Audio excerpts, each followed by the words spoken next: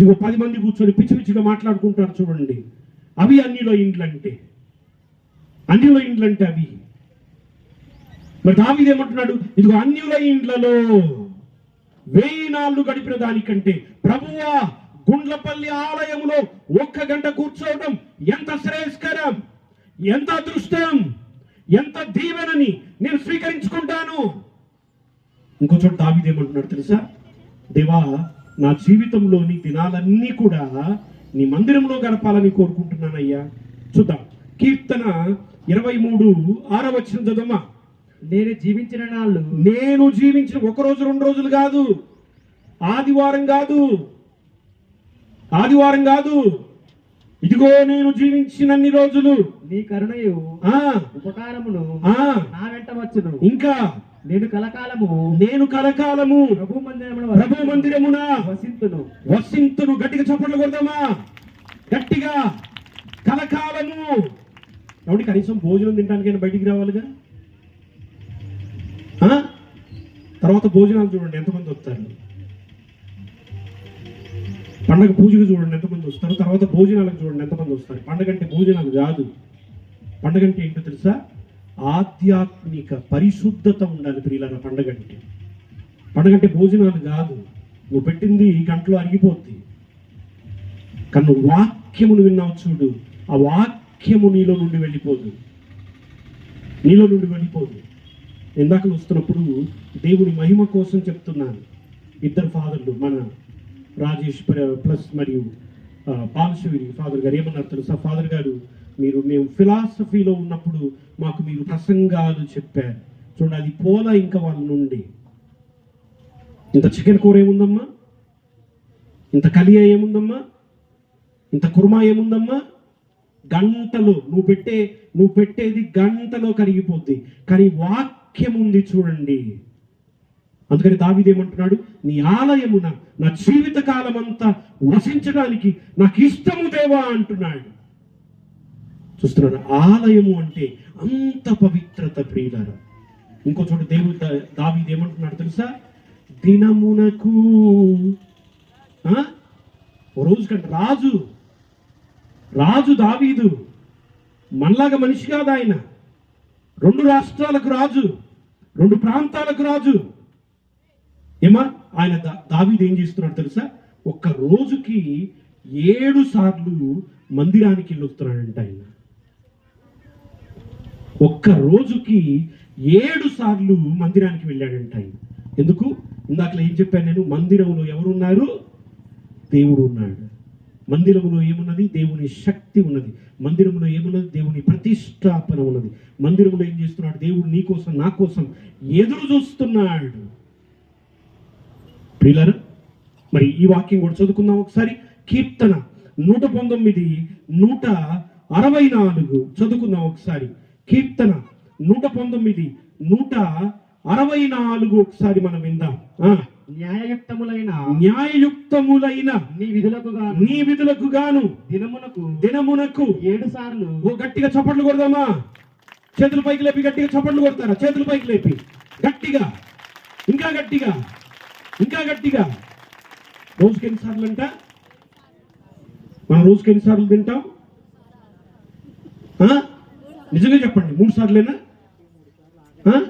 మళ్ళీ మధ్యలో 10:30కి coffee, tea, మళ్ళీ సాయంత్రం 4:30కి 5 గంటలకి మళ్ళీ రోడ్డు పక్క గుండ్లపల్లిలో బజ్జీలు, పునుగులు. ఎన్నిసార్లు అవుతుంది మొత్తం? 5 సార్లు. మరి ఆదివారం ఇక్కడ గుడికి రావాలంటే నాకు అదో తరగా అనిపిస్తుంది.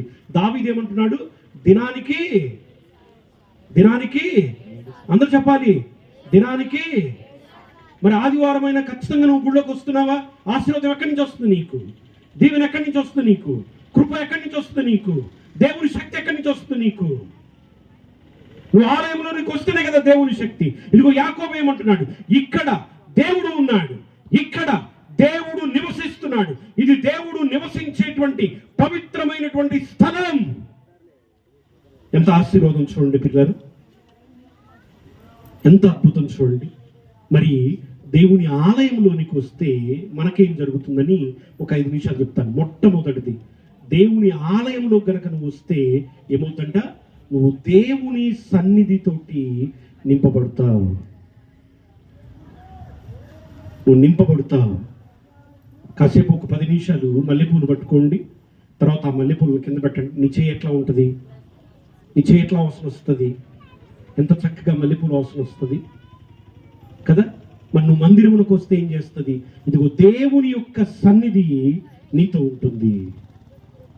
సొలొమోనంట దేవాలయంలోనికి వెళ్ళినప్పుడంట ప్రియులారా, ఆ ఆలయం అంతా కూడా దేవుని యొక్క సన్నిధితోటి నింపబడ్డది అంట. చూద్దాము ఒకసారి. 2వ రాజుల దినచర్య 7వ అధ్యాయము 1వ వచనం. 2వ రాజుల దినచర్య 7వ అధ్యాయము 1వ వచనం చదువుకుందాం. గట్టి చదువుమా. 2వ రాజుల దినచర్య 7వ అధ్యాయం 1వ వచనం. సొలొమోను ప్రార్థన ముగించగానే ఆకాశము నుండి అగ్ని దిగి వచ్చి, గట్టిగా చప్పట్లు కొడదామా? గట్టిగా. మీరు ఆలయంలో గుండ్లపల్లిలో ఎప్పుడైతే ప్రార్థన చేస్తున్నారో, ఇదిగో పరలోకం నుండి అగ్ని దిగి రాబోతుంది మీ మీదకి. ఇదిగో సొలొమోను ప్రార్థించినప్పుడు ఏమైంది? పరలోకము నుండి అగ్ని దిగి వచ్చిందంట, దేవుని సన్నిధి దిగి వచ్చిందంట ప్రియులారా. అదే టీవీ ముందర కూర్చో, కళ్ళమని నీళ్ళు వస్తాయి. 3 గంటలు చూసామంటే కళ్ళలో మందు వేసుకోవాలి మళ్ళీ. కానీ అదంటేనే ఇష్టం, ఆ టీవీ అంటేనే ఇష్టం. రోజంతా పొలంలో పనిచేసి ఇంటికి రాగానే ఆటోమేటిక్గా చెయ్యి దేని మీదకి వెళ్తుంది? ఈ చెయ్యి దేని మీదకి వెళ్తుంది? టీవీ స్విచ్ మీదకి. మరి సొలొమోను ఏమంటున్నాడు? ఇదిగో నేను ఆయన ఆలయములో ప్రవేశించగానే అగ్ని దిగి వచ్చెను. చూస్తున్నారా? నువ్వు ఎప్పుడైతే దేవాలయంలో కాలు పెడుతున్నావో నీ మీదకి ఏమొస్తుందంటమ్మా? దేవుని యొక్క సన్నిధి. దేవుని యొక్క సన్నిధి. మరి మోషేకు కూడా ఇది జరిగింది. ఒకసారి చూద్దాం. నిర్గమకాండము 40వ అధ్యాయము 34వ వచనం చదువుకుందాం. నిర్గమకాండము 40వ అధ్యాయము 34వ వచనాన్ని ఒకసారి చదువుకుందాం.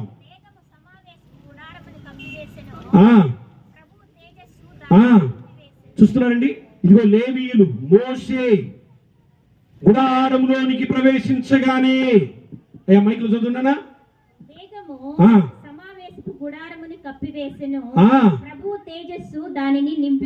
చూస్తున్నారండి? మీరు గుళ్ళోకి వచ్చినప్పుడు ఏమవుతుంది?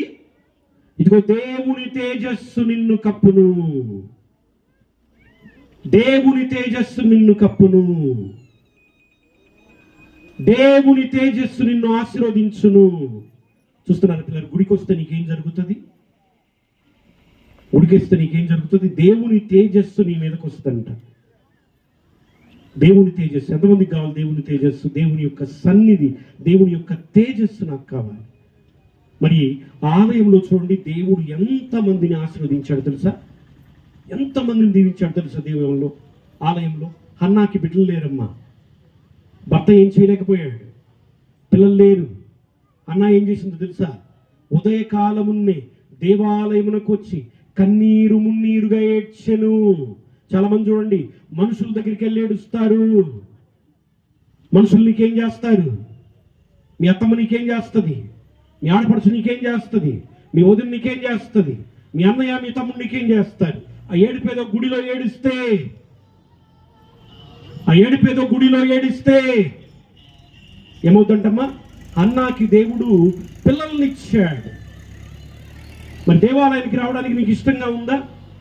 అన్న ఏం ప్రార్థన చేసిందంటే, అయ్యా ఒక్క మగబిడ్డను కనుక నాకు ఇచ్చావంటే ఆ అబ్బాయిని తిరిగి నీకే ఇచ్చేస్తామండి, నాకు కూడా వద్దు, నీకే ఇచ్చేస్తా. మన దేవుడు ఎంత గొప్పవాడో తెలుసా?